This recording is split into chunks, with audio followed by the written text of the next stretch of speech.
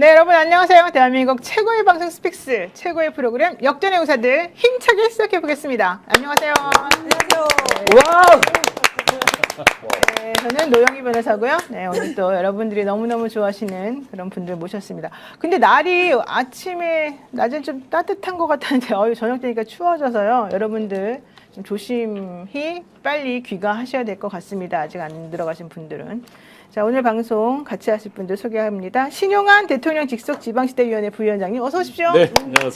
반갑습니다. 감사합니다. 네, 그리고 그 옆에 우리 안진걸 민생경제연구소장님 어서 오십시오. 안녕하십니까. 노영희 TV, 안진걸 TV, 안진걸 TV, 노영희 TV. 스픽스와 함께 100만 원으로 가자. 안녕하십니까. 네. 안진걸입니다. 중간만인데 각각 20만 대에 머물러 있습니다. 네. 저희 이제 30만 대로 봐야 됩니다. 누가 묻어가는 관계인 거예요? 서로 구독, 좋아요. 서로 구독, 좋아요. 네, 이경 기자님 어서 오십시오. 네, 안녕하세요. 반갑습니다. 와. 오늘도 여러분들이 궁금한 점 정확하게 질문했습니다. 그리고 구독, 좋아요 부탁드립니다. 네, 와우. 그렇습니다. 뭐 확실하시고요. 우리 김성환 평론가님 어서 오십시오. 네, 안녕하세요. 아, 우리 이제 네 분이 스튜디오를 꽉 채워주셨는데, 우리도 스픽스 역전의 우사들이 행복해지려면 애청자 여러분들께서 막 들어오셔야지 되겠죠? 예, 지금 아직 덜 들어오신 분들이 있으신데, 빨리빨리 좀 들어오시고요. 들어오시는 분들은 자, 구독, 좋아요 눌러주시기 바라고요.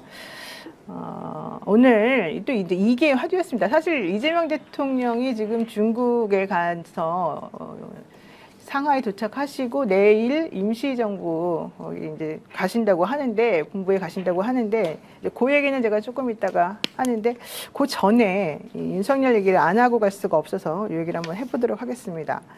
윤석열 씨 오늘 체포방에 백대현 부장이 진행하고 있는 재판이 열렸었습니다. 근데 이게 웬일이냐? 사실은 며칠 전에 이미 백대현 부장은 변론을 종결했거든요. 공판을 종결하고 그때 당시에 구형까지 다 나왔었고 윤석열 씨가 변론 연기해주세요, 선고 연기해주세요, 계속하게 해주세요. 그래도 안 된다 이랬는데요. 갑자기 백대현 부장이 변론을 제기했단 말이죠. 그러니까 윤석열 씨 측에서 이왕 변론 제기한 김에 우리가 또 추가로 내야 될 증거들도 많고 특히 최상목 전 대행 같은 경우에는 우리가 꼭 불러서 뭔가 들어봐야 될 말이 있으니 기일을 좀 연기하시고 우리들의 증거를 제출할 수 있는 기회를 달라 이렇게 간청을 했습니다.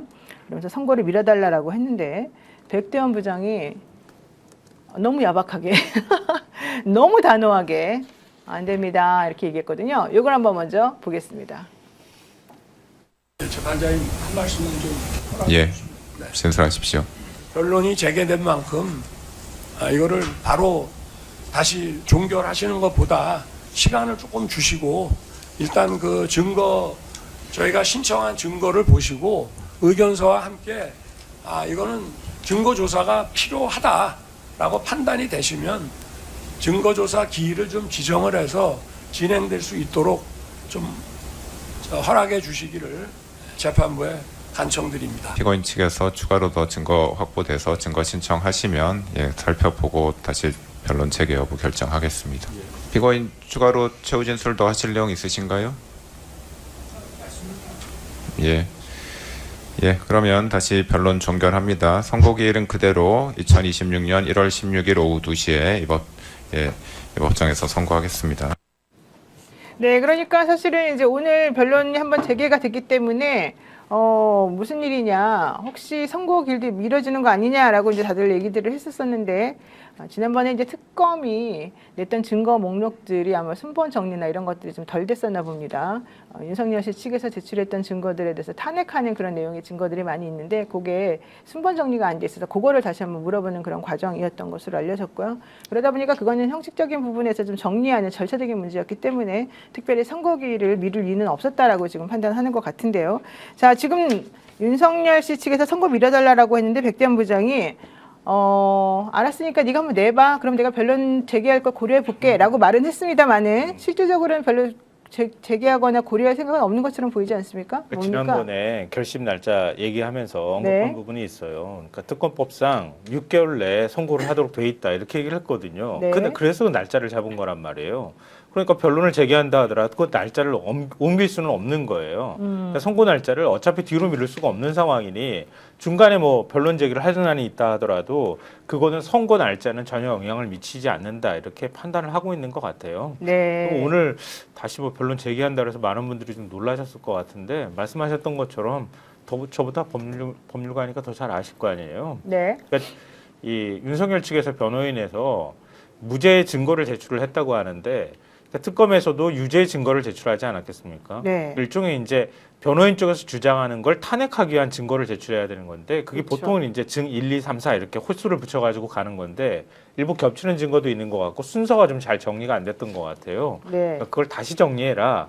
뭐 재판상 뭐랄까 그 재판을 진행하는 과정에 있어서 그러니까 아주 기술적인 문제 때문에 변론을 제기한 거지 그게 뭐 선고나 이런 거에 전혀 영향을 미치는 건 아니라고 합니다. 네. 많은 분들이 이제 댓글에 혹시 이제 기존에 이게 저 구속 기간이 연장이 됐기 망정이지 뭐 혹시나 이게 또 연장돼서 저기 한 거 아니냐는 우려도 일부 있었죠. 이런 법률적인 어떤 거에 세세하게 다 들여다보는 게 아니다 보니까 일부 이제 착각을 할 수도 있고 또 우려를 할 수도 있어요. 그런데 지금 평론가님 말씀대로 큰 틀에서 어떤 그 굵직한 기둥이 뭐 흔들리거나 뭐 골간 자체가 바뀌는 내용들이 아니라 격가지 부수적인 것들 이런 거 확인 작업이잖아요. 이제 와서 뭐 완전히 뭐 유죄를 무죄로 바뀔 정도 그런 게 있었으면 진작 냈어야지 뭐 있는데요. 그래서 그런 걱정은 없어도 될 것 같습니다. 네. 그러니까 실질적으로 이제 재판부에서 저런 식으로 변론 제기해달라고 자꾸 이제 변호인단들이 요청하는 경우가 있는데, 그냥 내봐요. 내가 검토는 해볼게요. 어쨌든 오늘은 변론 종결이에요라고 하면 대부분의 경우에는 사실은 그대로 이제 종결이 되는 것이고요. 실질적으로 저 사건 같은 경우에는 뭐 증거 새로 나오는 게 없어요. 나오는 게 없고 최상목 씨 같은 경우도 원칙적으로 자기가 계속해서 안 나온다는 게 너무 확인이 됐기 때문에 지난번에 다 취소가 된 거였거든요. 그래서 뭐 추가로 뭐 내고 말고 사실은 뭐 그것도 없이 그냥 시간 끌기라는 게 너무 뻔하기 때문에 아까 말씀하신 것처럼 재판부 입장에서는 너 시간 끌기 하는 거 내가 알겠는데 뭐 그걸 받아줄 수는 없다 이런 태도 좀 취하고 무죄 있는 증거가 뭐가 있을 게 있겠어요. 특수공무집행 방해인데 아니, 무죄 증거를 이 사람들이 주장하는 거 그거죠. 내란 우두머리죄가 무죄가 나올 텐데. 그렇지. 그거 무죄 증거는 그거 거지. 그거가 나올 텐데 왜 이렇게 빨리 하냐. 그것만 무죄가 나오면 체포영장 집행을 방해했다는 것도 다 덩달아서 같이 무죄가 되는 거 아니야 이런 주장인데 그렇지 않다니까요. 내란 우두머리죄가 무죄가 나오더라도 일단 그 당시까지는 영장이 적법하게 법원에서 발부가 된 거라서 그 발부된 영장에 집행하는 것은 당연한 공무였고 실제 그 공무에 따라서 행동하는 사람들을 막아서거나 방해하면 안 되는 거예요. 네네. 아무리 무죄가 나더라도 내란 그렇죠. 우두머리죄의 무죄하고는 전혀 상관이 없는 건데 이 윤석열 씨는 계속 그 얘기를 지금 하는 거 아니겠습니까?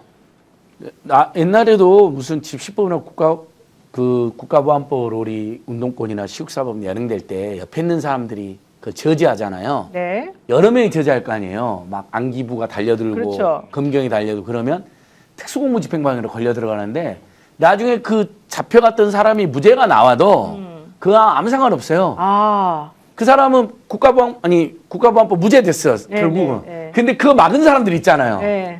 이 죄 없는 사람들 빨갱이로 몰아요 했던 사람 싹 다 구속되고 그랬어요. 맞아요. 특수공무집행방해는 문제예요. 잠깐만 이거 안진걸 선생님의 뭐 경험담이에요. 저희들이 많았죠. 그래서 그러니까. 우리가 보기에는 진짜 죄 있는 애는 저 사람 빨갱이 맞는데 국가보안법 무죄되고 저 사람 착한 사람인데 죄 없는데 친구 잡혀가고 선배 잡혀가니까 막다가 오히려 폭력사법 이 사람은 시국사법도 아니고 왜냐면 특수공무집행방해는 이제 폭력이 물리력이 동원될 수가 없잖아요. 그렇죠, 그래서 그렇죠. 특수공무집행방해 치상 이런 게 많이 걸리거든요. 공무원이 다쳐요. 꼭 하다 보면 왜냐하면 학생들이나 그렇죠, 이제 노동자들이 몸싸움을 하지. 다수가 이렇게 미니까 꼭 넘어져요. 그렇지. 꼭 다쳐. 넘어지지. 그러면 특공방 치상으로 반드시 걸어요. 국가가. 그렇죠. 그래서 손해배상도 막 물리는 경우도 있고 심지어인데 근데 여기는 뭐 내란이 사형 거기에다가 체포방해도 10년이죠, 10년. 그러니까 윤석열이 지금 계산하는 거는요. 다시 한번 폭동이 일어나길 기대하는 거예요.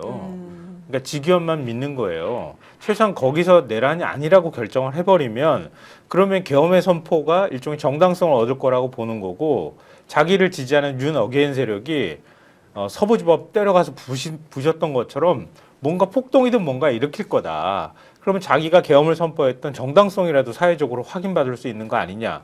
그러면은 특수공무집행 방해나 이런 것들 또한 재판도 역시 이것도 말이 안 되는 재판이라는 여론이 일어나지 않겠느냐. 뭐 이런 식으로 계산하는 거죠. 저게 무슨 법률적으로 의미가 있겠습니까? 근데 현실적으로 제가 변호사니까 그냥 여러분들한테 정확히 알려드릴게요. 좀 전에 이제 안진걸 소장이 말한 게 정확한데 특수공무집행 방해든 공무집행 방해든 무죄가 되는 경우가 있어요.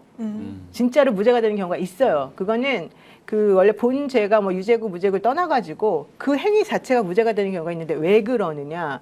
특수공무집행이라고 하는 행위를 하는 그 경찰들이 예를 들면 제가 김성환 평론가를 잡으러 가요. 잡으러 갈 때 막 이렇게 두들겨 패면서 잡는 거야.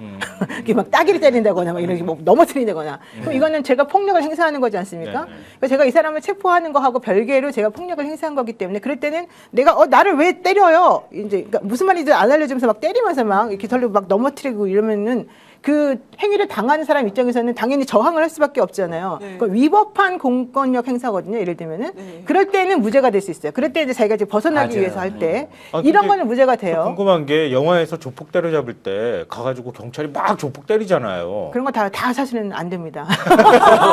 그런데 이제 폭이 이제 위협하면 네. 정당행위가 될 수가 예, 그러니까 그런 경우는 이제 예를 들면은 공무를 집행하는 그 경찰이나 공무원이 그 체포나 이런 걸 한다고 하면서 불법을 그렇죠. 위법한 행위를 미란다. 하게 되면 거기에 네. 대해서는 당연히 자기가 저항할 권리가 있는 거죠. 그럴 경우는 무죄가 될 수 있으나 이 건은 공수처에서 적법하게 영장을 발부받았고 그 영장을 발부받아서 가면서 우리 지금 너 잡으러 갑니다. 당신 정확하게 여기 이제 응하세요라고 얘기를 했지. 거기서 언제 뭐 물리력 행사하거나 이런 게 하나도 없었잖아요. 물리력을 너무 행사 안 해서 온 국민이 답답했잖아요. 네. 뭐야 저거 물수초잖아 막 하면서 맞아요. 공수처 국수본 뭐 하는 거야 물수처 네. 물수본이라고 우리가 욕하고 저는 옆에 있었잖아요. 저희들이 바로 뭐 하는 거야 들어가 막 우리가 오히려 총을 쏴서라도 들어가 막 사람들이 국민들이 맞아요. 총을 쏴서라도 들어간 말이야 네. 했죠. 아니, 총 얘기는 김건희가 했잖아요. 그러니까 총을 쏴서라도 김건희가 막아야 되는 김건희가 했는데 이제 오히려 우리 들어갈 때도. 정반대로 민중들도 네. 민중이 심지어 나가고 공포탄을 쏴서라도 들어가야지 뭐 하는 그렇지. 거냐고 네. 이제 그래서 사실 물리력을 행사하라 그랬지. 너무너무 얌전하겠죠. 그래서 그렇게 이번 건 그래서 일부러 특히 공수처에서도 이제 경찰들을 같이 갔습니다마는 물리력 같은 거 행사 안 하고 정말 얌전하게 혹은 정말 적법한 절차 다 지켜가지고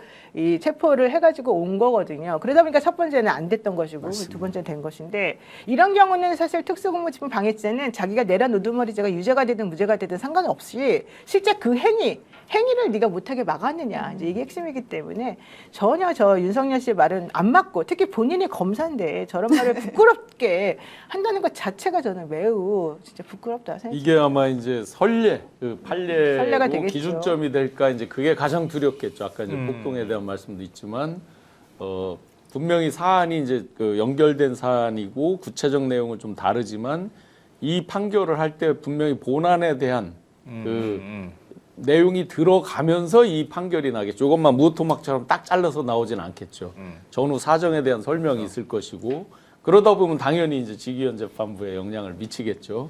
같은 1심이라서 뭐 달리 갈 수는 있겠지만 분명히 이 국민적 여론 또 심리적인 영향이 크겠죠. 그걸 가장 두려워하겠죠. 지금. 네, 맞습니다. 그리고 구석 할배님께서 저 사람들은 지금 영장이 불법이라는 주장을 하는 중이기 때문에 그걸 가지고서 자꾸 자신의 행위를 정당화시키는 것 같아요라고 하시는데 영장이 불법인지 아닌지는 본인이 그때 판단하는 게 아니에요. 영장이 불법이라 생각하면 일단은 체포당해서 가야 돼요.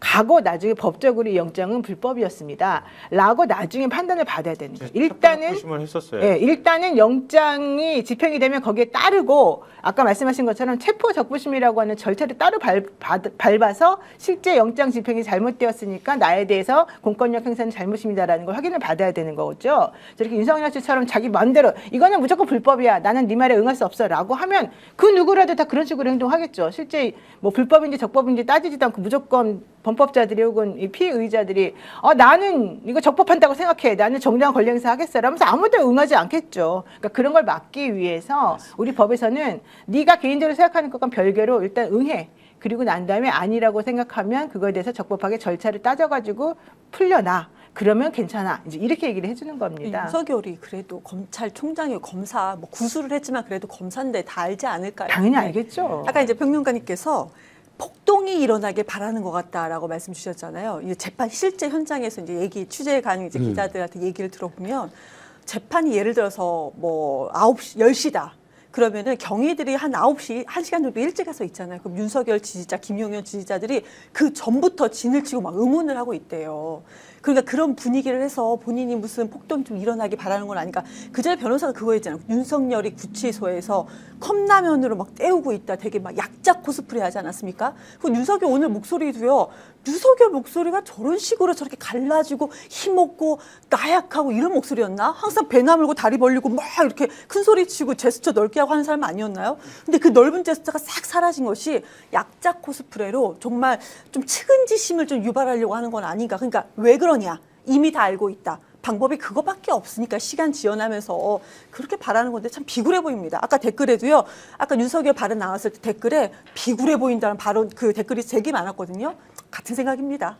네, 뭐 이 사람의 비굴한 행동이야 뭐 어제 오늘 일이 사실은 아닌데 어쨌든 윤석열 씨는 계속해서 이런 주장을 했습니다. 최성목 전 경제부총리 증인신문에 불응했는데 구인영장이라도 발부를 해달라. 그리고 우리는 PPT 준비해 왔는데 PPT 지난번에 다 못했으니까 발표할 기회를 달라. 뭐 이런 얘기를 계속 했었었고요.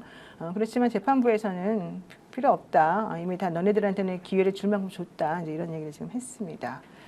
네. 실제로 게다가 이제 근데 더 문제는 이거였습니다. 재판부가 그렇게 이제 거절을 하고 증인 신청이든지 뭐 이런 것들을 이제 안 받아주니까 방청석에서 안 좋은 소리가 나왔습니다. 좀 약간 거칠게 욕을 했다는 것 같은데요. 재판장이 완전히 엑스라이 뭐 이렇게 얘기를 했고요. 네. 이럴 거면 공판 왜 잡았어? 이제 이러면서 왜냐하면 지금 이게 병합이 된 사건이라서 그렇죠.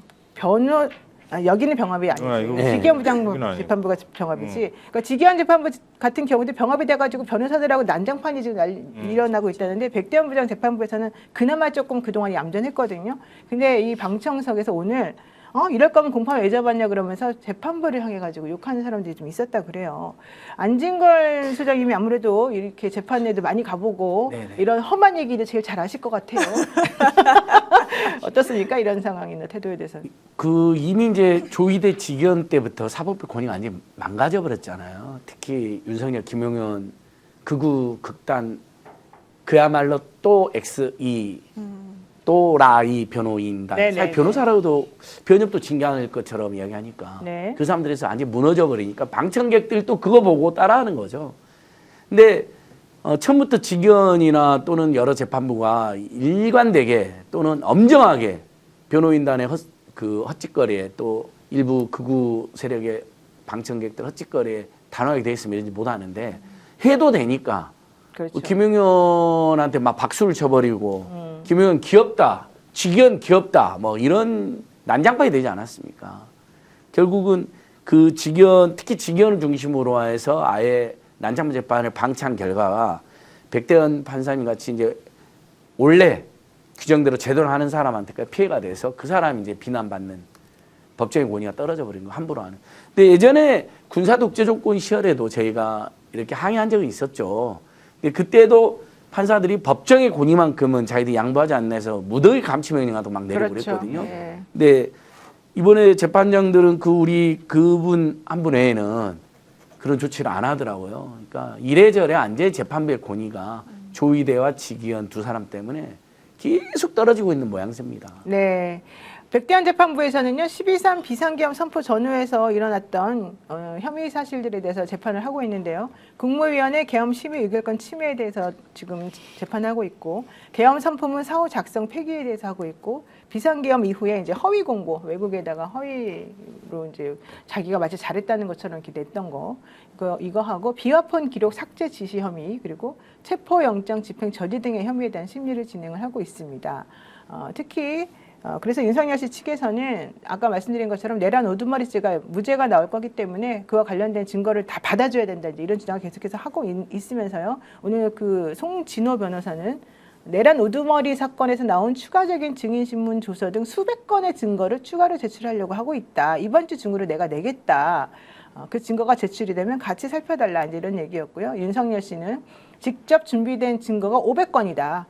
추가 증인신문조서도 나오길 기다리고 있으니까 너네는 꼭 기다려줘야 된다. 계엄 선포권과 긴급권 행사는 대통령에게 우선적으로 할 수 있는 거니까 대통령이 할 수 있는 거니까 그 판단도 우리가 해야 되지 판사 네가 하는 건 아니다. 이런 주장을 계속해서 했습니다. 하지만 재판장은 그런 거에 신경 쓰지 않고 알았으니까 내보세요. 예. 어쨌든 우리는 16일 날 2시죠? 선고가? 예, 2시에 선고하겠다라고 얘기를 하고 있습니다. 그런데 지금 좀 달라진 태도를 보이고 있는 거는 사실은 지기현 부장. 지기현 부장 재판부 이제 깜짝 놀랐습니다. 제가 저번에부터 말했잖아요. 지기현 재판부 달라지고 있다고. 근데 많은 분들이 아닙니다. 이제 그런 얘기를 했었는데. 계획이 있었던 거예요? 오늘 결국 화를 냈습니다. 지기현 부장이 결국에는 이 사람들에 대해서 화를 많이 냈는데요. 지금 그거는 아마 싱크가 준비가 안 돼 있는 것 같은데 김영현 전 국방부 장관 변호인단을 향해서 어제 있었던 재판에서 그 내란 특검 측에 이제 이찬규 검사가 피고인 신문 관련 의견을 제시를 했어요. 그러니까 뭐냐면 지기현 부장이 특검 측에다가 피고인 신문이 필요합니까 안 합니까 하겠습니까 안 하겠습니까 이제 이걸 물어봤어요. 그랬더니 답변을 이찬규 검사가 이제 해요. 근데 이찬규 검사는 발언하면 안 된다라고 그 김영현의 변호사인 이하상 변호사가 끼어들면서 합니다. 그러면서 특검법에 따르게 되면 이제 공판검사랑 수사검사랑 분리가 돼야 되는 것인데 지금 저 이창규라는 사람은 수사검사다. 그 사람이 여기 나와가지고 발언하면 발언 자체를 막아야 되기 때문에 안 된다 막 이래요. 그러니까 지기현 부장이 일단 알아들었으니까 일단 검사가 한 얘기부터 들어봅시다. 내가 지금 질문했지 않습니까? 그 사람이 뭐라고 하는지 들어야 됩니다라고 했는데도 계속해서 판사의 말을 막으면서 혹은 이창규 검사가 말하는 걸 막으면서 계속해서 말하지 마 막 이제 이런 식으로 얘기하는 거예요. 내가 이하상만 얘기한 게 아니라 다른 사람들 막 얘기를 했어요. 그러니까 지금 이 지기현 부장이 내가 3번 말합니다. 내가 지금 3번 말했어요. 내가 그동안에 당신들 말을 한 번도 내가 막아선 적도 없고 기회에 앉은 적도 없으니까 일단 알아들었다고요. 내가 일단은 이 검사 얘기를 들어보겠다고요. 근데 왜 말을 안 듣습니까? 왜 내가 하는 말까지 안 듣습니까? 내가 지금 3번째 말하고 있는 중인데요. 이러면서 아까 민주주의, 자유주의 변호사들 실컷 말하지 않았느냐. 남의 말을 막는 게 무슨 민주주의냐. 무슨 자유주의냐. 이러면서 평상시와 다르게 되게 무섭게 얘기를 했어요. 사실은 이하상 변호사 등등은 그동안에 계속해서 재판부가 조금만 뭐라 그러면 재판부님 왜 이렇게 무섭게 합니까? 재판부님 너무 나를 뭐라 세우는군요. 뭐 이런 취지로 계속 얘기를 하고 왜 특검만 봐주니까 이런 얘기까지 하던 사람들인데 이 재판부가 이렇게 말하니까 좀 놀래가지고 당황했다 이런 얘기가 좀 있습니다. 아니 근데 지기현 판사도 지금 이제 일정이 쫓기는 거예요. 원래 12월 말까지 다 재판 끝내겠다고 얘기했잖아요. 결심까지 12월에 끝내겠다고 얘기를 했던 거란 말이에요. 근데 지금 1월 초에 다시 변론을 또 잡아놨단 말이에요. 근데 계속 이렇게 늦춰버리면은 2월 인사 시기하고 겹칠 수밖에 없잖아요. 그 전에 지금 선고를 해야 되는 상황이니까. 그러니까 결심 끝내고 난 다음에 한 달 정도 시간은 있어야 뭐 판결문을 쓰든가 말든가 할 거 아니에요. 근데 계속 지금 시비를 걸듯이 저렇게 재판 진행을 방해하는 게 하나가 있고요. 또 하나는 지금 소송 지휘는 재판장이 하는 거지 변호인이 하는 게 아니란 말이에요. 변호인이 자기가 이거 하면 안 된다 이래라 저래라 얘기할 수가 없는 거예요. 원래는. 재판장이 내가 들어보겠습니다 그러면 듣는 거란 말이에요. 근데 그거 얘기를 하면 안 된다고 계속 거기서 끼어들어오면서 얘기를 하니 재판장 입장에서 도저히 그걸 받아들이기 어려웠던 거죠. 자기 권한을 지금 침해하는 게 되잖아요. 만약에 이런 것조차 예 그러면서 이전에 노래방 재판하듯이 그렇게 해버렸다 그러면은 그건 진짜 판사의 자존심도 없는 거죠.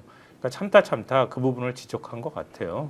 그러니까 결국 결심이 다 다가왔다라는 걸 상징적으로 보여주는 장면이 아닐까 싶어요. 네, 사실 지기현 부장이 이렇게 화를 낸 적은 사실 없어가지고 아마 그 사람도 놀랬던 것 같은데 김영현 전 장관 측 이하상 변호사가 이렇게 얘기를 했습니다. 아까 재판장님이 막 화를 내셔가지고요. 변호사들이 지금 말을 할 수나 있으려나 모르겠습니다. 뭐 이런 얘기까지 지금 하면서 또 막 그 좀 투정을 또 부립니다. 그러니까 또 지기현 부장이 제가 언제 또 화를 냈다 그러십니까? 제가 항상 웃는 낯으로 얘기하니까 조금 세게 얘기하면 또 내가 화냈다 그러시는데 아닙니다. 또 이런 얘기는 하긴 했는데요. 그래도 나름대로 이 재판장 입장에서는 판사하고 변호사가 싸웠다가 화해했다가 그러는 모양이죠. 재판하면서. 저는 사실 이런 경우 본 적이 없어요. 그런 경우는 뭐 본 적이 없는 드라마에도 안 나오는 경우잖아요. 네, 드라마가 온갖 상상을 다 하는데 드라마에도 이런 게 없어요. 드라마에서는 근엄하잖아요, 판사가. 근엄하고 가끔 이제 이상한 변호사 우영우에서 우리 민주진영의 대배우 이경 배우님이 판사로 2번 나오는데 네. 그 고향이 어디요? 피곤해도 이렇게 물어봐갖고 약간 판사 중에 약간 코믹한 판사 있긴 해요. 근데 대부분 진행은 그러니까 일시적으로 코믹하긴 해요. 약간 웃기거나 조금 유머가 있거나. 근데 대부분은 근엄하죠. 근데 직연은 대부분 웃어요. 그렇죠. 개판이에요. 근데 이제 이건 자기도 약간 빈정상했나? 약간 짜증을 냈는데 이제 그 뒤에 쭉 취재를 이야기 들어보면 노인 변호사 말씀처럼 뒤에는 바로 또 완전히 그냥 뭐 옆집 아저씨처럼 편안하게 대줬다는 거예요. 그래서 계속 불안하고 믿을 수가 없는 화를 낸 척 잠깐 한 거 아닌가 이런 생각이 들기도 해요. 아니 저분의 원래 캐릭터는 화를 막 낸 척 이건 아니고 원래 화를 잘 안 내기도 하고 그렇지만 어쨌든 전 이번에는 아마 자기도 되게 열받았던 것으로 네. 생각이 듭니다. 어쨌든 지기현 부장판사가 그렇게 말을 하니까 옆에 김영현 씨가 결국에는 변호사들을 그만 좀 하라고 툭툭 치면서 제지하는 모습도 보였다고 하는데요. 아유 진짜 이게 무슨 짓인지 모르겠습니다. 어쨌든 엄숙한 재판 위해서라도 안 그래도 특검에서도 그랬습니다. 지기현 부장한테 말로만 하지 말고 뭐 이번 어제 재판이 아니라 딴 때 말로만 하지 말고 감찰을 시키든지 좀 해주십시오. 정말 도저히 못 참겠습니다. 이런 얘기까지 사실 나왔는데 이분 그래서 내란 특검에서 사실은 이 변호사들에 대해서 변호부의 징계 요구도 지금 하고 했습니다. 사실 어떻게 될지 좀 살펴봐야 될 것 같습니다. 자 하나 이제 퀴즈 하나 내겠습니다. 지금 7일이나 9일 정도에 이 지기현 재판부에서 재판하면서 구형할 거거든요. 윤석열 씨 내란 우두머리 죄에 대해서 구형 어떻게 나올까요? 저는 뭐 제가 책을 이제 써서 엊그제 원고를 썼는데 정리하다 보니까 뭐 예외 없는 사형이에요. 감경 사유가 없어요. 전혀 뭐 찾을래야 찾을 수가 없어요. 제가 명태균 게이트부터 12.3 내란 또 지금까지의 일련의 과정들 제가 가지고 있는 자료 이런 것들을 쭉 정리하면서 봤을 때 전혀 뭐 어떤 장량 감경 무슨 뭐 심정적으로라도 조금이라도 뭐 어떤 그 개전에 정이 있다거나 이래야 뭐 뭘 봐주죠. 그러니까 뭐 물론 우리나라는 지금 사형 집행을 안 하니까 뭐 사실상 사형이나 무기징역이나 뭐 효과가 비슷할지 모르지만 구형과 선고의 의미는 완전히 다르잖아요.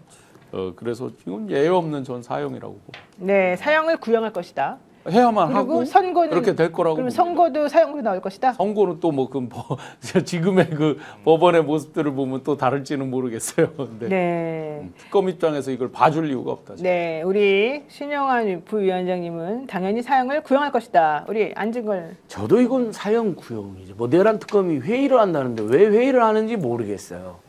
뭐 형식적인 회의는 해야 되겠다고 생각하는데 이건 무조건 사형 구형이다. 그러니까 사형하고 무기징역밖에 없잖아요. 네. 근데 좀 가벼운 무기징역이라는 건데 이자는 무거운 죄의 채책을 다 졌잖아요.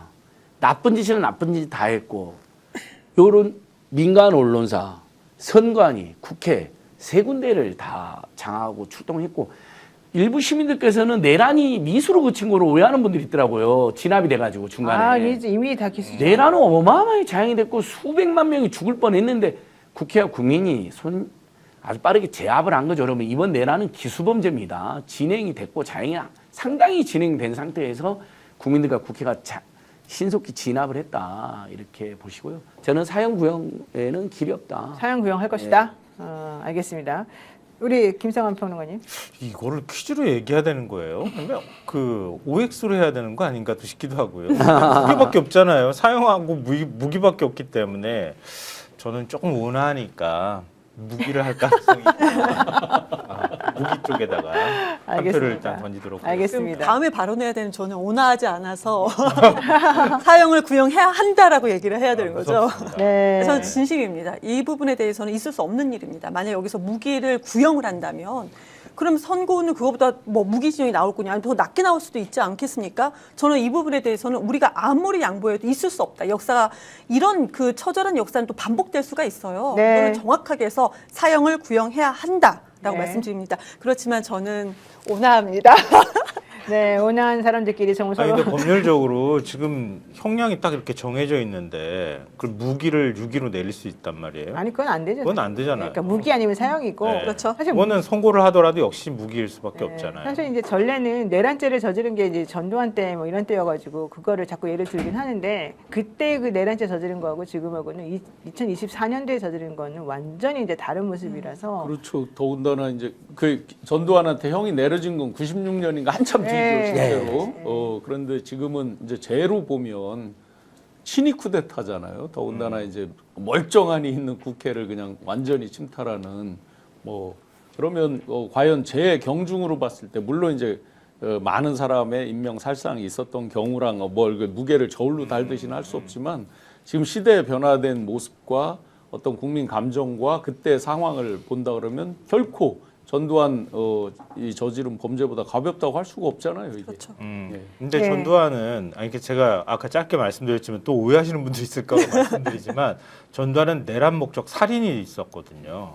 그러니까 광주 5.18 민중 항쟁을 무력으로 진압을 했잖아요. 그 과정에서 많은 희생자가 나왔고, 그러니까 그 내란 목적 살인이라는 게 있기 때문에 사형을 구형 안 할 수가 없는, 사형을 선고 안 할 수가 없는 상황이었다고 보고요. 이번에도 굉장히 위험한 체제 위협범이기 때문에 당연히 사형을 선고하는 게 맞지만 우리가 사형 집행국가가 아닌 상황이기도 하고 또 내란 자체를 그걸 불법 위헌 위법적인 계엄을 선포하는 즉시 이미 내란이 이루어지는 거니까 거기에 대해서는 엄하게 처벌해야 되지만 그러니까 국민들의 힘으로 또 막았다고 하는 사정이라는 걸 또 감안한다고 하면 아무래도 사형보다는 무기일 가능성이 있다 개인적으로는 그렇게 국민이 못 보고서. 막았으면 이건 엄청난 살상이 그렇죠. 그거는 뭐 났을 당연하죠. 가능성이 높은데요. 지금 이 자리에 있는 분들 저를 포함하여 뭐 아니 길게 괴롭히는 게 더 좋지 않나? 네? 감옥에서 길게. 국민 세금으로 윤석열한테 새끼를 다 준다는 게 용서할 수가 없습니다. 예. 네, 용서할 그러니까 수가 없어요. 전두환 노태우는 군사 쿠데타를 저지른 다음에 이제 광주에서 200명 안팎의 시민이 학살 나오고 뭐 지금도 실종자를 못 찾고 있는 분들도 있을 정도니까 사형이 구형되고 1심에 사형 선고가 됐었죠. 근데 그거에 비해서 사람이 명시적으로는 죽지는 않았으니까 덜한 거 아닌가라고 또 생각하는 분도 일부 있을 것 같아요. 근데 윤석열이 그렇게 주장하고 있죠. 저는 우리 그 신용 교수님 아주 잘 짚어주셨다고 보는데 1980년하고 2024년에 대한민국 어마어마한 차이가 있고 사람만 안 죽었다 뿐이지 훨씬 그러니까 무슨 예를 들면 소요 시라든지 이런 격렬한 저항이 있는 상태도 아닌데 그럼 빌미라도 아무 빌미 없이 평온한 밤에 느닷없이 국회하고 서강대교하고 국회 앞 그다음에 선관위 죄 없는 선관위 그다음에 제일 극악스럽게 저는 뉴스공장 이런 데서 꽂히라고 생각해요. 이런 군대를 진짜 출동시켰거든요. 나중에 네. 군대 출동시킨 데가 더 많습니다. 사실 우원시 의장 공간도 새벽에 보면 군인들이 수십 명이 돌아다니는 것도 확인됐잖아요. 양구군청은 군청까지 들어간 것도 확인됐거든요. 그런 짓을 이 세계적인 민주주의 모범국가에서 대한민국을 완전히 망가뜨리려다가 이제 진압이 된 건데 우리 국민들로부터 그러니까 사람을 안 죽인 것 때문에 죄책이 덜한 느낌이 일부 있지만 그거보다는 그러나 전체 양상으로 보면 80년 전두환 때보다 훨씬 더 무서운 죄를 저질렀다고 봅니다. 네. 우리 살인으로 그냥 정리합시다. 알겠습니다. 살인으로 사형. 가겠습니다. 사형. 아, 저 사형으로. 사형 선고가 나와야 되고 사형으로. 사형 집행 예외 국가인데 윤석열만 예외적으로 사형을 집행하자는 게 제 주장입니다. 네, 알겠습니다. 장상호님께서 국회에 군대를 보낸 선진국은 대한민국밖에 없을 겁니다. 이게 정말 이래서 부끄러운 이유고 이래서 정말 사형을 구형해야 된 이유가 더 확실한 것 같습니다. 자, 두 번째 주제 가겠습니다. 지금 김병기 의원에 대한 탈당 요구가 민주당 내에서도 이제 나오기 시작했습니다. 이경 기자가 김병기 의원 관련해서 좀 취재를 했다고 얘기를 들었거든요. 한번 이 싱크를 먼저 들어보고 얘기하겠습니다. 의원님이 지금 기사를 보면은 선당후사, 김병기 의원을 향해서 선당후사 당위와 선택을 해달라라는 말씀이 기사로 나온 것을 확인했습니다. 그렇지만 어떠한 의미가 있는지를 직접 여쭤보고자 전화드렸습니다. 김병기 대표께서 제명을 당할지언정 탈당은 하지 않겠다고 말씀하신 것을 저는 그 애당심의 발로라고 생각했습니다. 물론 다른 한편으로는 당신이 좀 억울하다라고 생각하는 측면이 있기 때문이기도 하지만 당신이 선택해서 정치를 했던 민주당을 스스로 떠나지는 않고 싶다라는 말씀을 또 그렇게 표현한 것이라고 저는 생각합니다. 그래서 김병기 원내대표에게도 당을 위하는 마음, 애당심이 분명하게 있고 그런 만큼 선당후사하는 자세로 당신이 바른 선택을 해주시기를 기대하는 것입니다. 네, 의원님들이 사실 되게 많이 좀 조심스럽게 말씀을 지금 하고 있다고 생각이 드는데 진성준 의원은 이번에 원내대표 나오시겠다고 얘기하신 분 중에 네. 한 분이잖아요. 원내대표 이제 출마해서 우리 원내대표 선거 11일 날 있습니다. 그런데 지금 김병기 전 원내대표의 윤리심판 결정은 12일 날 그 다음 날입니다. 그럼 궁금하잖아요. 4명의 후보 중에 어떤 의견을 얘기하는가. 유일하게 진성준 후보, 원내대표 후보만 제가 음성을 딴 이유가 있죠. 탈당이라는 얘기는 절대 못 하더라고요. 탈당은. 그래서 제가 그 물어봤죠. 아니, 그 박지원 의원 탈당까지 얘기를 했는데 의원님 그 워딩까지는 좀 어려우십니까? 그러니까 그 워딩은 좀 그런데 선당후사 해야 된다라는 거 내포돼 있지 않느냐. 그래서 제 음성에는 들어있지 않은데 그럼 의원님 지금 다 설명해 주신 거는 박지원 의원이 탈당했던 거와 같은 의미라고 제가 생각하겠습니다. 그랬더니 아무 대답을 안 하셨어요. 그 나머지 백혜련, 한병도 그 박정원은 뭐라고 하셨냐면은 12일 날 윤리심판원이 이거를 발표하겠다고 합니다. 그러니까 윤리감찰단에서 조사는 이미 끝났나 봐요. 이미 끝났고 윤리심판원에서 이제 김병기 의원을 불러서 소명을 충분히 받고 12일 날 발표하겠다. 그럼 세 분 다 아주 편하잖아요. 윤리심판원의 결정을 듣고 거기에대로 해야 된다. 거기서 좀 더 붙이자면 민주당은 민주주의적인 절차가 있다. 그 절차를 우리가 따라야 된다라는 거였습니다. 그런데 그 내포된 거 안에는 그래도 좀 심한 건 아닌가. 김병기 전 원내대표의 행동 자체가 좀 심한 건 아닌가. 그런 것이 약간 내포돼 있었고. 근데 전 실망했어요, 이번에. 다른 국회의원들 전화를 많이 돌려봤거든요. 이 건에 대해서 속속들이 조금 구체적인 내용을 모르는 사람들이 태반이었어요. 네? 모른다고요? 네. 그러니까 모른 그 척 했을 윤리심 수도 있겠네요. 아니 진짜 저한테 물어봐요. 윤리심판원에 갔던 김병기 의원의 탄원서가 왜 김병기 의원의 손에 갔느냐 간지도 모르는 사람들도 있었어요. 그러니까 윤리심판원이 이거 결정을 내리니까 그때 우린 따르면 되지 않느냐 이런 분들도 있었고 그런데 또 당직자들도 전화를 다 돌려봤죠. 당직자들은 아무래도 당 돌아가는 상황에서 되게 그 촉각을 곤두세우고 있으니까 매우 다 비판적이었습니다. 탈당해야지. 이래서는 안 되지. 지금 민주당에서 지금 우리가 언제부터 공천의 돈 얘기가 언제부터 안 나왔는데 지금 2025년도 이런 얘기가 나오고 이게 지금 2022년도 있었다는 일 아니야. 어떻게 그런 일이 있을 수가 있어. 탈당해야지. 왜 이러는 거야? 지금 민주당 망치라고 하는 거야? 이런 강력한 발언까지도 나왔습니다. 제 발언은 아닙니다. 제가 성대묘사를 좀 잘했는 거고요. 이런 강력한 발언까지는 이제 민주당의 당직자들 사이에서 매우 많이 나왔습니다. 민주당이 국회의원들을 잘못 뽑았네요. 당직자를 국회의원 보낼까요? 당직자를 국회의원으로 보내야겠네. 저렇게 둔감해가지고 어떻게 정치를 합니까? 내용을 모른다는 건 좀 너무 실망스러운 네, 일이에요. 너무 놀랐네요, 말이 안 되는 저도. 거 아니에요? 좀 다는 아닌데 많은 분들이 구체적인 내용을 몰랐습니다. 12일 날 윤리심판원 나온다고 결정 나온다고 했으니까 기다려봐야지 뭐. 오히려 저한테 물어보죠. 어떤 사안인지 물어보더라고요. 그러니까 이게 2022년도 지선과 2024년도 그 총선이잖아요. 그런데 아주 진짜 운명의 장난처럼 김병기 전 원내대표가 서울시당 공간이 간사, 총선에는 또 중앙당 공간이 간사였어요. 그러니까 막 혼재돼서 막 복잡해하시는 분들도 덜어 계셨습니다. 참 정말 정치 이렇게 하면 안 된다고 생각하는데요. 전 진짜 이 문제에 있어서는 쓴소리 해야 되겠다고 생각하는데 한번 봐보세요. 김병기 원내대표가 처음에 이제 보좌관들이 뭔가 의혹을 폭로할 것처럼 할 때 뭘 쥐고 있었을지 제가 정말 몰랐을까요? 전 대충 알았을 거라고 생각해요. 근데 오히려 보좌관들이 음해하는 것처럼 반박을 하기 시작해요. 그러니까 얘기들이 계속 터져 나오잖아요. 빨리 원내대표 그만둬야 된다. 이거 더 뒷감당 못하는 사태가 올 수 있다. 그런데 타이밍 또 잃었어요.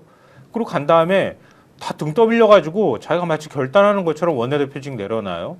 원내대표직 내려놓을 때 시시비비를 가리겠다고 또 얘기해요. 그것도 진짜 웃기는 건데 근데 그 의혹들이 더 터져나오는 상황이 됐는데 그렇게 하니까 이제는 당 차원이 아니라 이재명 대통령한테까지 불똥이 튀어가지고 막 가는 거예요. 막 산불이 지금 막 번지고 있는 상황인데 불을 끌 생각은 안 하고 민주당 국회의원이라는 사람들이 잘 모르겠는데 어디 불을 놨어? 지금 어떻게 이런 얘기가 나옵니까? 좀 이제 황당한 저기 중에 이게 녹취가 이제 공개된 거잖아요. 근데 녹취의 주체가 이제 김병기 의원이라고 알려져 있잖아요. 그러다 보니까 많은 사람들이 그러면 다른 의원 건은 없겠어? 이제 이렇게 되는 거란 말이에요. 그리고 이제 이 민주당에 지지하는 단톡방을 보면 당원들도 정말 화가 많이 났어요. 그 본인의 문제로 당에다 이제 부담을 주고 그게 결국 대통령 지지율에 대해서 발목을 많이 잡은 거죠, 그동안. 그러면 이 정도면 본인이 결자 해지를 해야 되는 건데 나는 탈당을 안 한다. 그게 이제 가이드라인을 친 거잖아요. 하려면 해봐. 하고 이제 그 가이드라인이 돼버린 거잖아요. 남들에게 이제 저기를 떠민 거잖아요. 네. 결국 결정을. 그런 거에 대해서 지금 이 시간에도 단톡에 보면 굉장히 많은 그 비판과 비난이 있어요. 그 전체적으로 결자 해지에 대한 부분을 다시 한번 만약에 그렇게 국가와 당과 뭐 정부와 대통령님에 대한 그런 마음이 있었다 그러면 결자 해지할 시점이 됐다고 봅니다. 늦었죠, 사실. 내란 청산을 계속 얘기했잖아요. 근데 전재수 의원권, 통일교 의원권 딱 터지니까요. 내란 청산 의지가 탁 한번 꺾이거나 국민들 사이에서 갸우뚱했던 거예요. 근데 이번 공천 문제 강선우, 김병기 의원 딱 나오잖아요. 나오고 나니까 뭐 내란이 문제가 아니라 다 썩었네 이렇게 되는 거예요. 앞으로 그러면 2차 종합특검하면서 윤석열이 무슨 어떤 짓을 벌였는지 어떻게 그걸 수사해서 파헤쳐서 국민들한테 정권을 교체하고 심판하고 할 필요성이 있다고 얘기를 할 수 있겠냐고요. 어떻게 고개를 드냐고요. 그러니까 그런데 왜 이렇게 반응이 나오는지 이해를 할 수가 없어요. 그러니까 일단 너무 열받고 안타까운 것은 연말 연초에 이재명 정부의 성과와 덕담, 미담이 밥상에 올라가야 되는데 술상에 올라가야 되는데 전부 다 김병기, 강선우 덮여버렸다는 겁니다. 지금 이 순간에도 코스피가 4,500을 돌파하고 한중 정상회담 성과 났지만 훨씬 더 많은 정치뉴스, 사회뉴스는 김병기, 강선우, 이혜훈이에요. 이혜훈이 좀 별개니까 주로 국민의힘에 있다가 벌어진 일이기 때문에. 근데 요 정도면 옛날에 한번 김남국 전 의원하고 한번 비교해보자고. 사실 처음부터 문제가 아니었죠. 상임위 시간에 차명도 아니고 무슨 내부 정보도 아니고 저기 코인 거래한 건데 물론 잘못된 행위죠. 본인도 여러 번 사과했고. 근데 어땠습니까? 바로 탈당했고 심지어 이 사람이 윤리위원회 갖고 제명당할 뻔해서 민주당 의원들 중에도 제명을 추진하려고 했던 사람이 있었어요. 평소에 김남국을 싫어했던 사람들이 야 이번에 잘라버리자고 이런 음모가 있었을 이야기가 나올 정도였다니까. 그럼 뭐 소장파라는 사람들 나와가지고 막 김남국 의원직 사퇴라고까지 요구를 했어요. 근데 어떻게 된 게 이렇게 조용하죠? 당합학에서 겨우 진성준 선당후사 사실상 탈당을 요구한 거죠. 박주민 선당후사 할 거다. 이제 그러도 안 되니까 박지원 얼른 탈당해라 이제는. 이 서너 분 외에는 아무 말도 안 하고 있어. 전부 다 녹취가 잡혀갖고 협박을 받고 있나? 그러니까. 다 한 통속인가? 아니 민주당이 완전히 남들은 정말 윤석열 정권과 싸워서 전부 다 조심하고 이 일이 벌어졌던 때가 2002년 4월입니다. 저는 그게 제일 열받아요. 2022년 4월이면요. 전부 다 윤석열하고 목숨 걸고 싸울 준비하면서 다 조심하고 또 조심할 때예요. 언제 어떻게 당할지 모른다. 탄압당할지 모른다. 근데 그때 1억씩 막 주고받고 이런 짓을 하고 동료 녹취하고 저 같으면 부끄러워서요. 바로 탈당하거나 제명을 요구할 것 같아요. 이거는 이미 시간도 엄청 지났고 지금 방송 평론가 중에 여야 진보 중도 보수할 것 없이 탈당이나 제명 요구하지 않는 사람이 없어요. 편들어준 사람 못 봤는데요. 아이고. 보통 우리가 한 10명 중에 한두 명 가끔 편들어주잖아요. 이건 편들어주는 사람이 없더라고요. 편 못 들어요. 이것은 누구도요. 물어야 될 게 뭐냐면요. 당의 사실 원로급이라고 할 수 있는 박지원 의원이 얘기하고 있는데 초재선 젊은 의원들이나 초재선 의원들조차 입 꽉 닫고 가만히 있다고 하는 거예요. 이럴 때 얘기하라고 있는 거 아니에요? 그런 일입니다. 확실히 당이 변화해야 된다. 공천 시스템도 바꾸고 이번 일에 대해서 석고대죄한다. 이렇게 나오면서 뭔가 새롭게 바뀌려고 하는 의지를 보여줘야 국민들도 그래도 민주당이 뭘 하는구나. 왜냐하면 국회의원들 일사불란하게 움직이는 건 매우 어렵잖아요. 진짜 어려운 일이거든요. 어디서 사고가 터질지 사실 몰라요. 그만큼 유혹을 받을 수 있는 자리에 있는 거잖아요. 진짜 교도소 담장 걷는 거랑 비슷하단 말이에요. 삐끗하면 사실 조금 사욕을 챙기려고 하면 얼마든지 챙길 수 있는 위치이기 때문에 그런 사고가 터질 수 있는데 터지면 그걸 어떻게 신속하게 대처해서 국민들의 신뢰를 회복하는가가 중요한 건데 민주당은 왜 이것만 시스템이야? 그럼 강선우는 어떻게 제명을 했어요? 네. 그것도 시스템에 돌아가게 냅뒀어야 될 거 아니에요? 제가 취재를 해보면 그러니까 그 전보다 비판 수위가 좀 낮아지고 함구한 이유 중에 하나가 갑자기 저희가 지난 금요일 날 가장 먼저 이게 취재가 됐다 드랍된 것이 이유가 딱 하나. 김현지 제1부속실장 이름이 나와서거든요.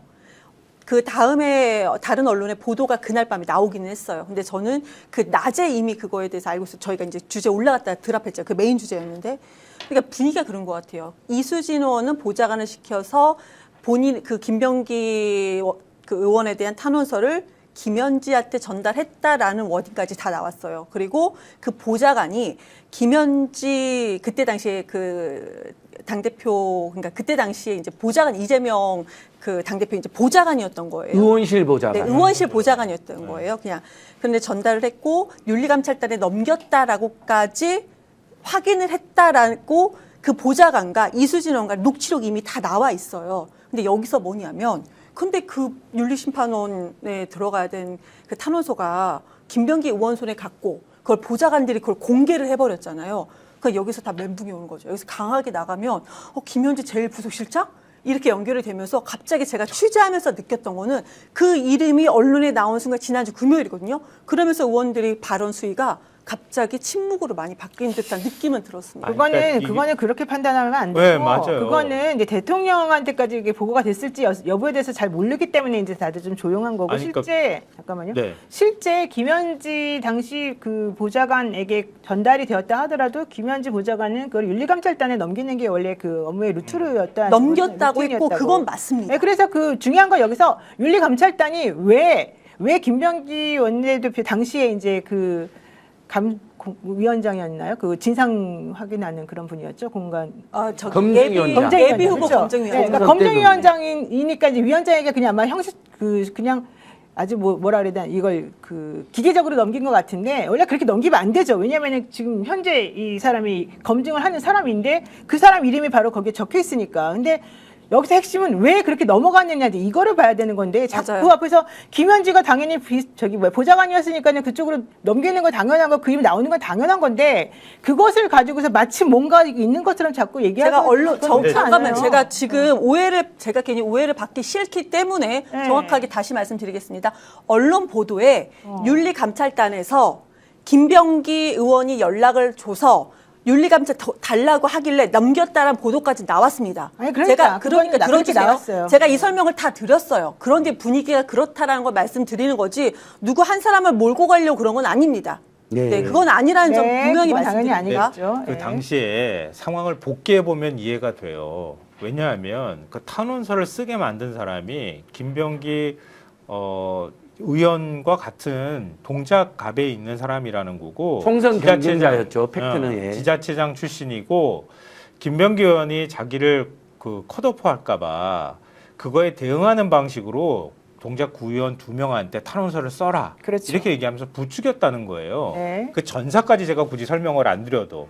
근데 그렇게 하고 난 다음에 그걸 또 바로 옆 지역구인 동작을 이수진 의원한테 또 건넸다고 하는 거예요. 그렇죠. 그러니까 만약에 이런 사정들을 당에서 파악을 했다고 하면 이거 쉽게 판단할 수 없어. 이거 굉장히 복잡하게 서로 복마전이 이루어지고 있는 거야. 그 거슬러 올라가면은 동작구 의장선 그 뽑는 문제까지 다 거슬러 올라가는 아주 복잡한 문제였단 말이에요. 서로 간에 누구를 끌어내리고 자기가 공천받기를 원하고 이런 뭔가 이해관계가 다 얽히는 상황이었기 때문에 이거를 그 당시 상황에서 판단할 때 당대표 예를 들어서 당대표실에 전달을 하거나 의원 보좌관한테 전달을 했다 하더라도 자 이거 굉장히 심각한 문제가 있네 얼른 잘라버려 이렇게 할 수가 없었다는 거지. 그러면 정식으로 그 일을 처리한다고 하면 어떻게 하겠어요. 이런 상황이 벌어지면 당 사무국에 전달해서 윤리검찰단에다가 넘겨서 그렇죠. 거기서 이거 내용들을 조사하거나 판단해야 되는데 어찌됐든 윤리감찰단에서 스스로 그걸 판단하지 못했다고 하는 과정이 있었다고 하면 그 부분에 대해서 확인하면 될 것이지 그 내용을 전달을 해서 이렇게 복잡한 이게 이해관계가 얽혀있는 사안들을 받아가지고 사무국에 전달했다는 사람이 이재명 대통령하고 가깝다는 이유로 이재명 대통령이 묵인했다거나 뭐 최정점에 있다거나 김현지 비서관 이름이 또 거론되게 하는 거 그 거론을 한다 하더라도 이렇게 설명하면 될 거 아니에요. 근데 이거를 왜 설명도 못하고 끙끙 앓고 있으면서 김현지 이름만 나오면 버들버들 떨고 있다? 이거 웃기는 그거는 거지 이제 사실은. 국민의힘의 그 프레임에 말려 들어가는 거하고 똑같은 거예요. 바로 그 네. 말씀이에요. 그렇게 하면 안 프레임에 돼요. 말리는 네. 거죠. 본질이 뭐냐가 가장 중요한데 뭐 뜬금없이 이제 김현지 그렇죠. 이재명 대통령을 거론하는 자체가 이제 뭐 완전 물타기처럼 된 거고 또 그것을 당내에서 빌드업하는 분도 전체적으로 보면 그렇게 순수하게 보이지는 않는단 말이에요. 그렇죠. 관심이 이순신 안 돼요. 의원이 네. 무슨 영웅입니까? 글쎄요. 그래서 그래서 없어 죽겠네. 이 타이밍도 그렇고 전체적으로 도대체 이게 이 총을 난사를 하는데 무엇을 위해서 어디에 난사를 하는 것인가? 네. 그럼 다시 저희는 이제 본질에 대해서만 보면 되는 거잖아요. 저희가 뭐 안진걸 소장님이나 다 마찬가지로 저희가 치열하게 투쟁하면서 12.3 이후에 지금까지 오면서도 정면으로 맞서고 고소고발 당하면서 싸울 수 있었던 거는 저희가 그들보다 도덕적으로 대단히 우월해서는 아니지만 최소한 그들의 잘못에 대해서 지적할 정도의 그런 도덕성이나 윤리성은 가지고 있었기 때문에 그런 거잖아요. 그러면 우리 스스로 그렇지 못하다 그러면 매번 우리가 뭐 하면 아유 뭐 국민의힘스럽네, 뭐 장동혁 답다, 무슨 누구 답다 이런 식으로 농담하듯이 대받아치고 하는 거에 결국은 저희도 당할 수밖에 없는 거잖아요. 그렇다고 보면 앞으로 이제 2차 종합특검이라든지 이런 내란 재판 이런 거에서도 동력이 떨어질 수도 있는 거죠. 그래서 엉뚱한 대로 자꾸 변질이 될 수 있는 것들 네. 그것이 어떤 한 사건을 해서 이렇게까지 과연 나와야 될 일인가. 네, 맞습니다. 자, 이제 여기까지 요 얘기 제가 하고요. 죄송합니다. 한 말씀만 드리겠습니다. 네. 그러니까 제가 국회의원한테 바라는 거는 국회의원들 그 취재하다 보면 아니 김현지는 안 받았대잖아. 그 사람이 그렇게 알고 있을 수 있습니다. 맞습니다. 그 사실일 수도 있어요. 아니에요. 아니 그거는 그러니까 그 사람들이 믿기에는 근데 제가 김현정 말하는 거는 원내대변인이 이미 얘기했어요. 아니 그러니까요. 맞다고. 아니 근데 그렇게 얘기를 많이 합니다. 그래서 제가 말씀드리고 싶은 건 국민한테 선택받은 국회의원이에요.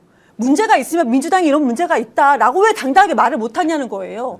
아, 내가 잘못하면 우리 이재명 그 대통령한테 문제가 되니까 본인들이 국회의원으로서 이거 김병기 원내대표 이 문제는 문제가 있다. 아, 이거는 좀 모르겠다. 이렇게 정확하게 얘기를 해야 되는데 그러지 않고 어느 순간부터 갑자기 침묵하는 그 시점이 저는 그게 잘못됐다고 말씀을 드리는 겁니다. 네. 그러니까 이게 이경 기자님의 말을 이제 오해하면 안 되는 것이 지금 뭐 누구를 실드치거나 뭐가 이름 나서 문제다 이런 것보다도 오히려 좀 국회의원들의 그런 약간 비겁한 태도, 뭐 좀 잘 모르는 이상한 태도 이런 걸 좀 지적을 하는 거죠. 아, 국민이 네. 뽑아놓은 국회의원이에요. 네. 국민이 세금으로 월급 받아요. 근데 네. 왜 갑자기 침묵을 합니까? 아니 알겠습니다. 이경 기자님 잘 지적하셨죠. 사실 그동안 이런 비슷한 전례들 있잖아요. 당 안팎에서 어마어마한 무리 같은 이렇게까지 시간을 끌고 제명이나 탈당 안 된 사례가 없었고. 그렇죠. 예. 그다음에 이렇게까지 동료 의원들이 특히 소장파라는 사람들까지 입을 다물고. 침묵하는 건 이건 예. 역사와 국민과 특히 촛불시민, 민주시민 그 윤석열과 피 터지게 싸우신 분들에는 예의가 아닙니다. 사람들 지금 미쳐버리려고 그래요. 완전히 연말 연시 뉴스가 그냥 전부 다 지금 이 순간에 방금도 오면서 그 우리 MBC 맨날 듣는 거 있잖아요. 뉴스 이렇게 청출 1위. 거기서도 김병기예요. 그냥 제가 여기 오는데 얼마나 열받아요. 여기 오면서 이재명의 색과 그 코스피 5천 곧 눈에 한중 정상 네. 이런 게 아니라 김병기 미쳐버리거든 사람들이 지금. 그러니까 근데 정리를 못 하고 해야죠. 있어요. 선당우사 해야 되고 본인이 판단해줘야 됩니다. 네. 네. 자, 이 얘기 해보겠습니다. 성종석님께서 물론 이건 내란 재판에 대한 얘기긴 하셨습니다만 지금 현재 얘기도 하고도 다 연결이 되는 것 같아서 읽어드리겠습니다. 바랍니다. 후대에 부끄럽지 않은 정의의 그런 결정이 내려지기를 바라겠습니다. 후대는 지금보다 정의롭고 공정한 사회가 되기를 꼭 믿습니다. 이러셨는데 다 그렇게 생각하고 있고요. 이게 민주당도 좀 더 적극적으로 정확하게 이제 판단해서 정확한 진실이 무엇인지 알려주시면 정말 좋을 것 같다. 이 말씀 드리고요. 자, 이재명 대통령 얘기하셨으니까 대통령 얘기 자연스럽게 하겠습니다. 지금 시진핑하고 셀카 찍은 얘기가 엄청 화제가 되고 있습니다. 예, 이 얘기 한번 들어보도록 하죠.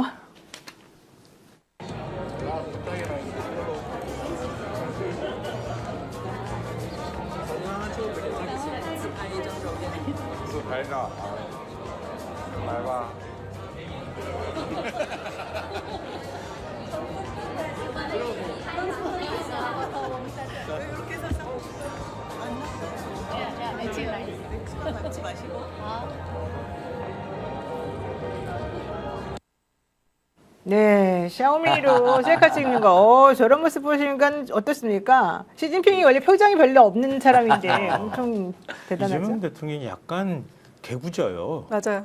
네, 저럴 때 할 때 짜잔 하면서 탁 이렇게 휴대폰 딱 꺼내가지고 내가 이거 준비했지 뭐 이렇게 하면서 셀카 찍자고 이렇게 제안하는데, 근데 이전에 트럼프 대통령 만났을 때도 우리가 깜짝깜짝 놀랐던 장면들이 있었거든요.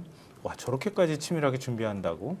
과거 윤석열은 TV나 보고 뭐 축구나 보고 이랬을지 몰라도 이재명 대통령 정말 열심히 공부하는구나. 그리고 정말 치밀하게 준비하는구나 이걸 느끼는데요. 설마 샤오미폰 아무리 보안이 좋다 그래도 샤오미폰 쓰지는 않았을 거 아니에요. 근데 뒷주머니에 샤오미폰을 넣고 있었다는 거 아니에요. 아, 셀카 찍어야 되겠다. 셀카 찍으면서 서로 간에 그러니까 이렇게 좀 분위기를 풀어주는 걸 해야 되겠다. 그리고 시진핑 주석하고 좀 환하게 얼굴 웃는 장면을 좀 만들어야 되겠다고 계산을 다 한 거죠. 그래서 딱 하고 딱 꺼내고 그러고 난 다음에 시진핑 주석한테 당신이 선물한 거야. 그러고 난 다음에 이렇게 딱 셀카를 찍는단 말이에요. 얼마나 계산적이에요. 그러니까 시진핑도 환하게 웃잖아요. 네. 근데 그게 중국 국민들한테 엄청난 영향을 미칠 거예요. 그렇죠. 아, 한국과 이제 뭔가 관계가 좋아지는구나. 그러면 중국 사회가 그 특징이 있어서 시진핑 주석이 저렇게 반응을 하면 아, 한국에 가야지 관광도 오고 싶고 단체 관광도 좀 더 많이 오고 그럴 거란 말이에요. 그러니까 그런 것까지 계산할 수 있다고 하는 건 참 감탄할 만하다. 회사 네, 굉장히 맞습니다. 꼼꼼하고 네. 치밀한 정말 치밀하죠. 네, 그래서 진짜 준비를 많이 한 장면들이죠. 그리고 자부심, 자존심 이런 것도 있는 거죠. 충분히 이제 샤오미 이 선물 받은 거에 대해서 또 다시 이렇게 하고 하면서 충분한 자부심 가지고 있고 저게 저 한 컷이 어떤 영향을 미칠 것이라는 그 영향, 효과에 대해서도 충분히 알고 이제 한 거죠. 저는 저 컷을 보면서 왜 그 보좌진들이 얘기한 게 아닌 것 같아요. 이재명 대통령이 이걸 해야지라고 생각한 것 같아요. 대통령이. 왜 그러냐면 제가 지지난 대선 때부터 이제 캠프 대변인 그리고 당 대변 아니 그 캠프 그러니까 당 대변인 그때 선대위 대변인까지 하면서 그리고 이재명 당 대표일 당시에 또 대변인실 또 있으면서 옆에서 오랫동안 지켜봤잖아요. 근데 어느 날 식사를 하러 갔는데 제가 옆자리에 앉게 됐습니다. 당 대표일 당시에. 근데 이재명 대표의 사진을 매우 잘 그린 거를 코팅해서 누군가 저한테 줬어요. 이거 가지고 다녀, 이경. 그러면 너 당신 이번에 총선에 잘 될 거야. 이걸 핸드폰에 끼고 다니다가 밥 먹고 나서 대표님 누가 저한테 사진을 이거를 그림 그려서 이렇게 줬어요. 그럼 보통 당대표는 제가 이해찬 대표도 대변인실에 있을 때는 이해찬 대표님이 만약에 그랬다면 이랬었을 것 같아요. 근데 이재명 그때 당시 당대표는 어떻게 하시냐면 여기 팔꿈치로 에이 이렇게 한번 탁 치셨어요.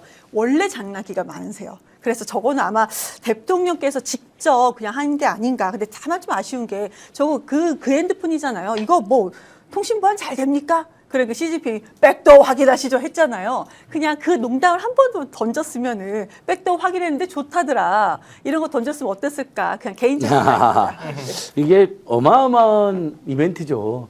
저는 뭐 참모들이 기획해 준 것 같지는 않아요. 요 정도 이벤트는 이재명 대통령이 저번에 시진핑 주석이 에이펙 왔을 때 준 거잖아요. 그 이제 방금 말씀하신 것처럼 그 화제 농담에 준 거인데 한편으로는 시진핑이 이게 가장 최신 사양이 아닌데 준비한 게 이 샤오미 15 울트라거든요. 이게 브랜드는 중국 브랜드인데 한국 부품을 많이 썼다는 거예요. 그러니까 양국의 협력의 상징인 거죠. 상생의 상징이고 또 이게 이제 우리가 뭐 무역에서 뭐 비교 우위 같은 것도 있잖아요. 뭐 또는 뭐 우리가 옛날부터 뭐 중국과는 뭐 오파상 이야기 많이 서로 하잖아요. 이제 네. 그 협력의 상징을 안 잊어먹고 갖고 온 거 아니에요. 딱딱. 그 샤오미 입장 아니 중국 인민들뿐만 아니라 시진핑 부부 입장에서도 야 우리가 준 선물을 그대로 다시 갖고 와가지고 그리고 저기 사회주의 저 공화국에서는 아마 주석이나 수령이 저 인민들 앞에서나 기자 앞에서 셀카 찍은 거 못 본 것 같아요. 그렇죠? 그렇죠. 예. 혹시 애청자들께서 그런 거 있으면 알려주시고요. 제 기억으로는 없는 것 같거든요. 맨 그런 표정만 찍고 남이 찍어주는 것만 찍지. 그렇죠. 그렇죠. 근데 우리 역시 우리 세계적인 민주 강국 윤석열도 내쫓은 대한민국 그 중국 이민 다 알거든요. 윤석열 내쫓은 중국 이민이 윤석열 싫어했으니까 엄청 싫어했으니까 되게 눈여겨봤거든요. 제가 아는 중국인들도 어떻게 되냐 맨날 막 물어볼 정도였는데 딱 거기서 얼마나 자유분방해요. 그러면서 그 모두를 분위기 좋게 처음에는 둘이 찍고 나중에는 또 우리 옛날 셀카 찍을 때 그러잖아. 야 다 와 그러잖아요. 싹 다 보여라 그러고. 그래서 붓기.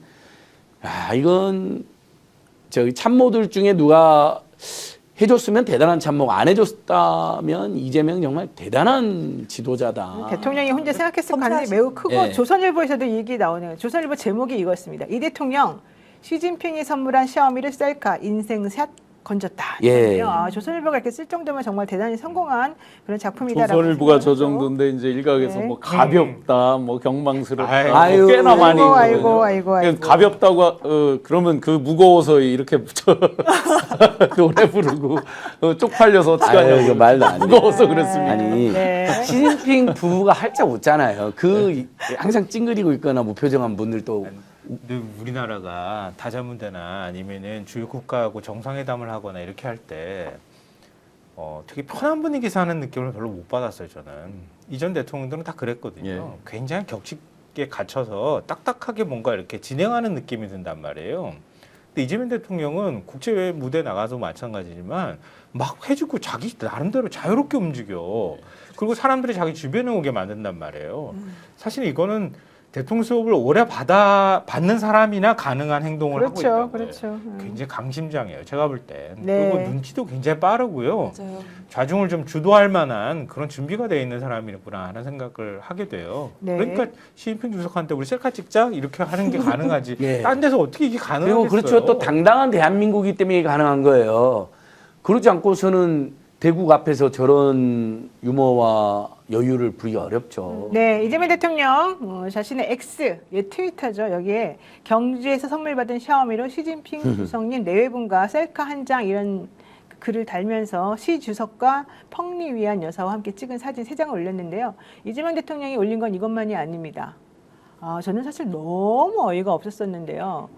그 우리나라 그 소녀상, 위안부 그 소녀상, 이 모욕 챌린지를 벌인 김병헌이라는 사람이 있어요. 위안부법 폐지 국민행동이라고 하는 단체의 대표라고 하는데요. 야, 진짜 무슨 이런 사람이 다 있어요. 혹시 사진이 있으시면 좀 올려주실까? 사진 없을까요? 이 사람이요, 위안부는 매춘부다라고 주장하면서 전국을 돌면서 소녀상을 모욕하는 챌린지를 벌였습니다. 그리고 소녀상이 이렇게 이제 마스크 쓰고 이제 그 상 옆에 흉물이라고 이렇게 글씨를 써가지고 이렇게 딱 붙여놨어요. 진짜 나쁜 놈인데 이 대통령이 이제 이것을 보고 너무 황당무계해서 어이가 없어가지고 이런 얼빠진 점점점 이거 사자 명예훼손입니다 이렇게 쓰셨거든요. 진짜 대통령 체면에 점잖게 표현하신 건데 이게 도대체 무슨 짓입니까? 도대체 이런 짓을 왜 하는 겁니까? 이 나쁜 인간은. 이것도 굉장히 위험한 거예요. 왜냐하면 이게 정말 깜짝 반일종족주의 놀랐어요. 저자들 지금 이제 그 주요한 역사 관련되는 단체 이사장이나 지금 이런 화면에 데안 되는 나오네요. 사람들. 예. 그러니까 그런 사람들이 쓴 반일종족주의 책에 그 폐해가 발생하는 거라고 좀 보거든요.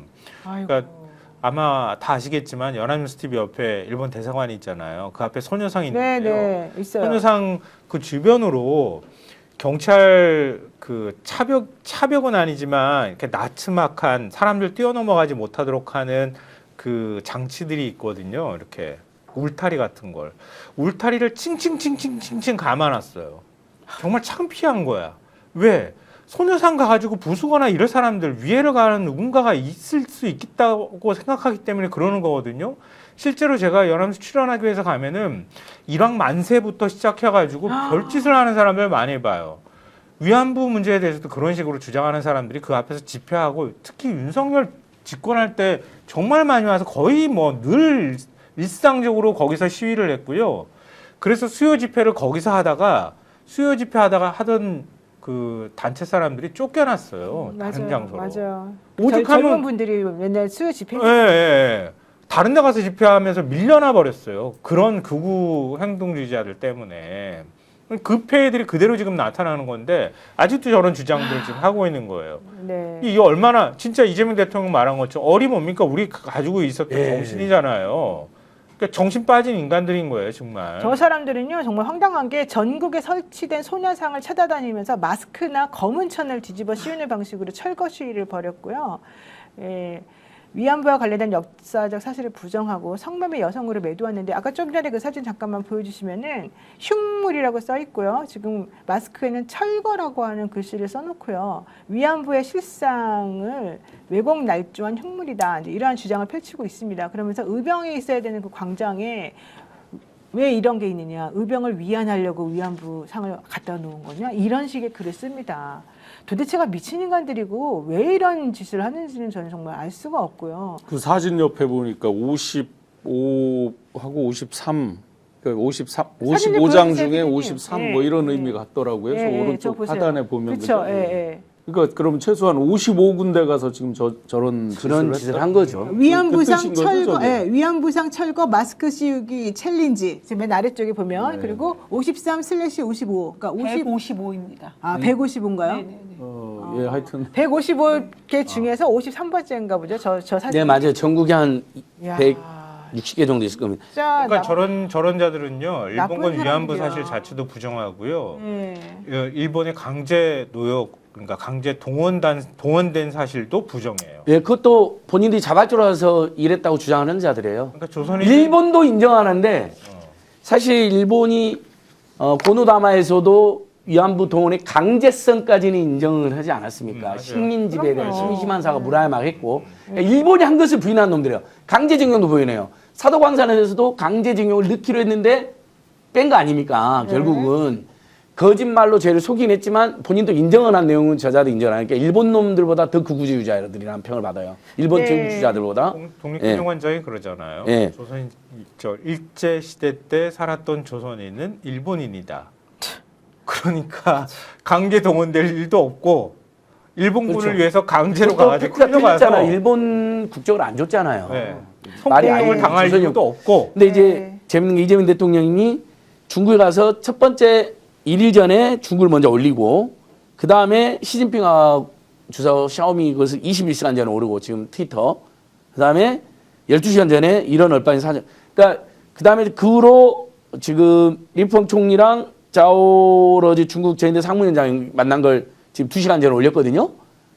그러니까 너무너무 바쁜 와중에도 국내 현안을 지금 살피고 있으면서 이 기사를 본 거죠. 그렇죠. 이런 때려 죽일 놈들이라면서 올리신 거예요. 근데 맞습니다. 옛날 이제 성남시장 시절이나 변호사 시절은 그렇게 표현하셨고 그랬는데 이제 대통령이 그러니까 이런 얼빠진 사자 명령했습니다. 근데 안타깝게 5.18 애국 금지법은 통과가 됐는데 당시에 이 친일파 찬양 금지 및 친일 일본 제국주의 피해자 명예훼손 방지법이 통과가 안 됐어요. 왜 안 됐어요? 이걸 다 같이 추진했는데 하도 아무튼 우리 대한민국에 친일파가 당시 국회에 너무 많았어요. 친일 구구 세력이. 당시에. 그래서 5.18은 호남의 표를 얻어야 되니까 어차피 찬성해 줬는데 이건 안 해준 그럼 거예요. 지금이라도 다시 해야 됩니다. 지금이라도 해야 됩니다. 최소한 이번 국회 우리가 해야 됩니다. 친일파와 네. 5.18 학살범을 찬양하고 왜곡하는 짓은 그럼요. 못 해야죠. 뭐 나머지 표현하지 않을까요? 뭐 이재명 욕하고 안진걸 욕하고 뭐 신용환 욕하는 것까지 제가 뭐 들어줄 수 있어요. 근데 네. 어떻게 세상에 일본 제국주의자들의 피해자들과 5.18 학살 피해자들을 이건 금지를 해. 맞습니다. 현역 할미님께서 노변 화내 주십시오. 전 대표님 같으면 큰 소리로 화낼 텐데 왜 화를 안 냅니까? 이러시고요. 서정수님이 저런 사람 왜 못 잡아넣습니까? 모욕죄를 잡아넣으세요. 참담합니다. 그러셨는데 걱정 안 하셔도 되는 게 이 구구성향 시민단체 이 사람 김병헌 대표 등등은 경찰에 이미 입건이 돼서 이제 수사 중이고요. 혐의는 집시법 위반, 재물손괴, 명예훼손 등입니다. 네, 저는 사실은 이제 이렇게 그냥 간단하게 그냥 입건됐다 이거 말고 아마 더 강력하게 좀 처벌하기를 원하시는 것 같은데 이거는 재판부가 이제 기소가 되겠지만 벌금 이런 걸로 약식으로 하면 안 되고 정말 아주 그 신체형 우리가 보통 이제 징역형이라고 그러는데 그런 것까지 염두에 둬가지고 좀 강력하게 좀 처벌해 주셨으면 좋겠고 좀 전에 안진걸 소장이 말한 바로 그 법들은 다 새롭게 다시 입법을 해서 꼭 통과되기를 제가 바라겠습니다. 민주당의 의원 수가 많으니까 무조건 통과될 가능성이 높으니까 이번에는 반드시 민주당 의원님들 이 방송 보시면 꼭 좀 해서 이 친일파들이나 매국노들 그리고 우리나라를 스스로 모욕하는 이런 나쁜 사람들에 대해서는 정말 우리가 더 이상은 참을 수 없는 국민적 감정을 가지고 있다는 걸 보여주는 것이 매우 필요하다고 생각이 듭니다. 네, 왜 이렇게 친일파들이 많은 거예요? 라고 말씀을 하셨습니다. V7C님. 네, 그게 다 제대로 처벌 안 받고 이래서 아주 그냥 그 짧은 소견으로 이 사람들이 하는 거라고 저는 생각을 하고요. 이러면 저는 같은 국민이라고 생각하기 싫습니다. 자, 많은 분들 오늘 또 많이 참여해 주셔서 감사드리고요. 네. 이럴 때일수록 시원한 국물 먹고 우리가 좀 속을 차려야 되겠습니다. 또 시원한 국물 맛의 새조개 샤브샤브, 새조개 양만 무려 500g이고요. 4인분은 거뜬하게 드실 수 있습니다. 게다가 당일 공수한 샤브용 야채 세트와 샤브샤브 육수 소스, 그리고 와사비 간장 소스, 초고추장 소스 보내드립니다. 마지막 국물에 칼국수 안 먹으면 섭섭하지 않습니까? 칼국수 면사리도 구성이 포함이 됩니다. 여기서 끝나면 초특가 이벤트가 아닙니다. 싱싱하고 아삭한 야채와 상큼-매큼 맛깔난 그런 그 초무침 양념에 버무린 새조개 초무침 300g도 같이 드립니다. 이 엄청난 구성이 공동구매 행사기간 한정 가격으로 여러분들께 제공이 되니까요. 23,000원에 다 드실 수 있으니까 한번 선택해 보시고요. 툭불 한우가 단돈 12,000원입니다. 바로 한우 툭불 눈꽃 로스인데요. 최고 등급 한우 중에서도 설기살을 구워서 먹기 좋은 최적의 두께로 썰어냈습니다. 진한 육향과 풍부한 육즙과 쫄깃한 식감이 일품인데요. 다만 설기시라는 부위를 고려해서 앞뒤로 직화해서 바로 드시는 것이 훨씬 맛있다고 하니까 꼭 그렇게 드셔보시도록 하고요. 고단백 부위라서 다이어트 식단으로도 최고입니다. 오직 스피스 공동 구매에서만 만날 수 있는 말도 안 되는 가격이니까 200g 한 팩에 단돈 12,000원, 이 기회 절대 놓치지 마십시오. 네, 여러분들 오늘 또 스펙스 많이 시청해 주셔서 감사드리고요. 네, 저희는 또 내일 이 시간에 뵙겠습니다. 고맙습니다. 감사합니다.